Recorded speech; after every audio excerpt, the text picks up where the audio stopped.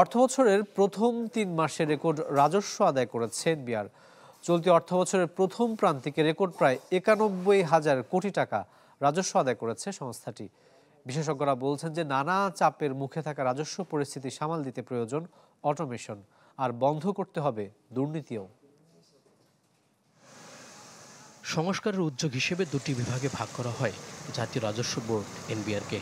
তার ঠিকঠাক বাস্তবায়নে আইএমএফের চাপ কিংবা সরকারের অর্থ যোগান সব মিলিয়ে বাড়তি চাপে সংস্থাটি, যা কাটাতে নেওয়া হয়েছে কর ফাঁকি আদায়ে জোর দেওয়া সহ নানামুখী উদ্যোগ।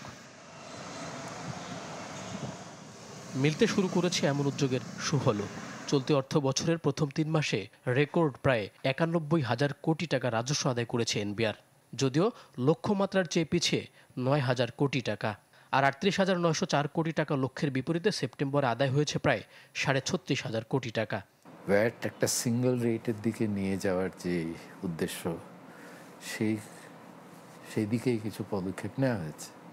অব্যাহতি কমানো ভ্যাটের ক্ষেত্রে, ইনকাম ট্যাক্সের ক্ষেত্রে, সেইটারও একটা ভূমিকা থাকতে পারে। যদি এই রেট যৌক্তিকরণের পদক্ষেপের কারণে যে বৃদ্ধিটা ঘটেছে, এটা তো একটা কাঠামোগত পরিবর্তন, সেইটা টেকসই হবে। বাছাইকৃত কাঁচামাল ও স্বয়ংক্রিয় ইউরোপিয়ান মেশিনে তৈরি হয় all time honeycomb, all time healthy life. রাজস্বের প্রধান ৩ খাতের মধ্যে সর্বোচ্চ প্রায় ৩০% বেড়ে মূল্য সংযোজন কর থেকে আদায় হয়েছে ৩৪,৮১৯ কোটি টাকা। দ্বিতীয় সর্বোচ্চ ২৮,৪৭৮ কোটি টাকা এসেছে আয়কর থেকে। আর কাস্টমসের রাজস্ব আদায়ের পরিমাণ ছিল ২৭,৫০০ কোটি টাকা। বিশেষজ্ঞরা বলছেন, ফাঁকি বন্ধে বিকল্প নেই অটোমেশনের, বন্ধ করতে হবে দুর্নীতিও। ইকুয়াল অ্যামাউন্ট লিক হয়ে যায় বা দুর্নীতিতে চলে যায়, মানে করদাতারা টাকাটা দেন ঠিকই, কিন্তু এটা সরকার পায় না।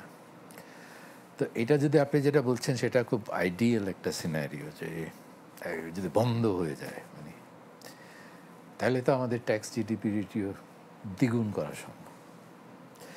কিন্তু বন্ধ করা সম্ভব হবে কি না এবং সেটা করতে কত সময় লাগবে সেটা তো বলা মুশকিল।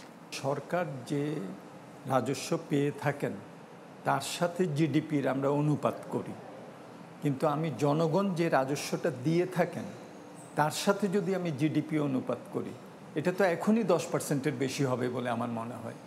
এই জায়গাটাতেই তো মাঝখানে যে দুর্নীতিটা হয়, লিকেজটা হয়, ভাগাভাগিটা হয়, এই বিষয়গুলোকে আমাদের এখন অ্যাড্রেস করতে হবে।